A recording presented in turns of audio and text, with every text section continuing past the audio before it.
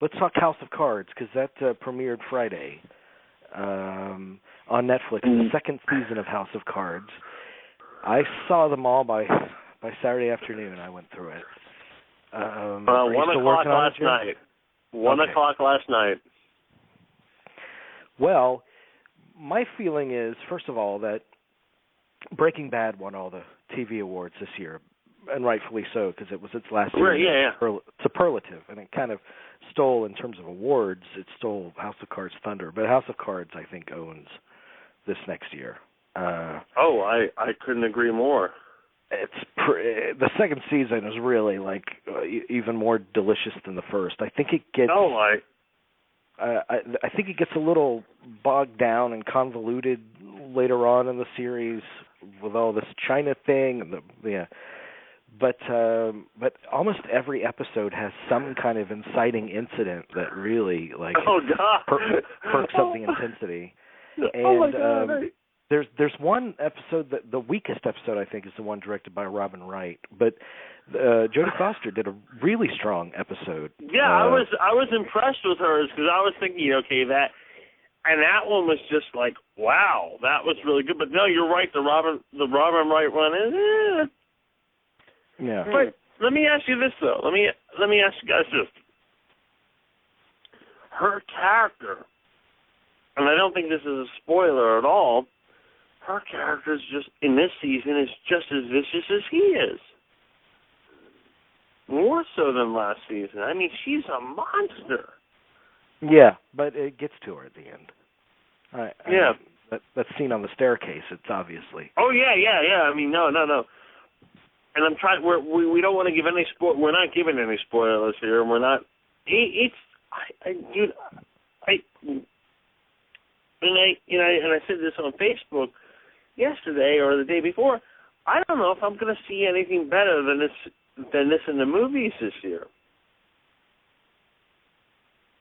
It's really possible. It's really smart. It's really smart writing, and I think it's easy to write it off as kind of ridiculous, but that's the fun of it. The fun of it is that on the surface it seems really ridiculous, and then you got to think to yourself, well, how much of it really is ridiculous? Because if we look at the political climate, it's a circus, and I don't know how far from truth the thing is, as as fun and delectable as it all seems on screen. It's solid production, solid performances, writing, the dialogue is amazing. Yeah. I just can't get over how let me say this though.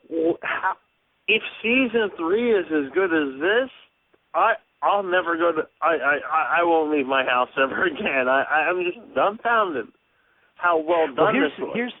Here's the argument. The argument, and Netflix has made a big headway into starting the dialogue about changing the way we think about TV and how we consume it, obviously.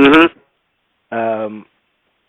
Their argument is more choice for people, for the viewer, on how they choose to watch a series. Mm-hmm. And I think the popularity of series coming out on DVD and the ability to binge watch them has informed that approach. They see people, they have the freedom to watch it whenever they want, or all the way through on a binge or what have you.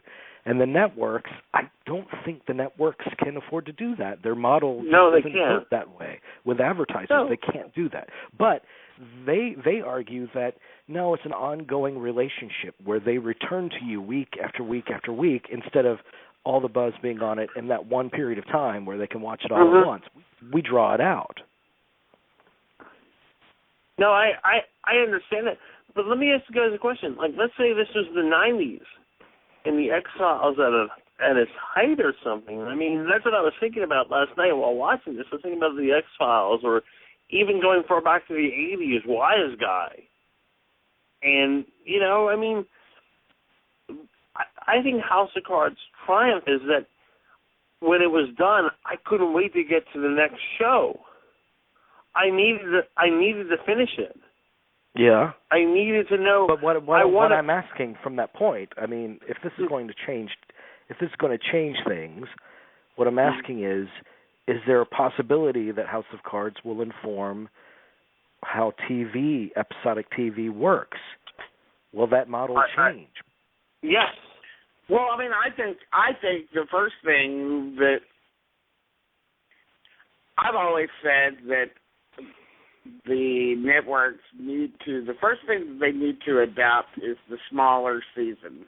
Okay, they need to get rid of this 24 shows a season kind of thing, and then go down to 12, and really they need to really discipline themselves to include the best of the best. See, when there's 24 episodes, there's a tendency to sort of pad things out a lot. And so, I mean, we saw that with Lost, I think. I think that's a good example of a show that suffered because of that. So I think the one thing that they need to learn from Netflix and cable just in general is to reduce the number of episodes. I just think that it makes the story more manageable. It makes each episode more urgent, and I think that idea's time has come.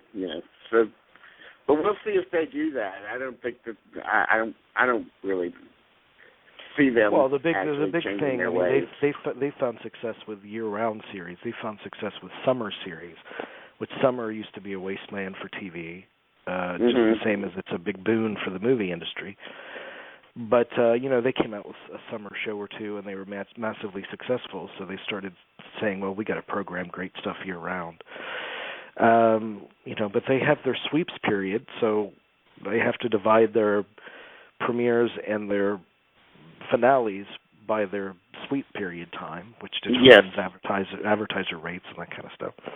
And that's probably one of the reasons that they won't go down to a 13-episode a season kind of thing for a lot of series. And we're talking about narrative series. But I mean, we have seen the influence of HBO on the networks, on the big four: Fox, ABC, CBS, NBC. And in terms of tone of content, I mean, something like Hannibal would never have made it onto network TV without the influence of an HBO show that goes pretty far, So they become more ambitious and daring in content. So if HBO inspired a change, I don't know what Netflix can inspire in them, because, like I said, the model just doesn't allow for that kind of...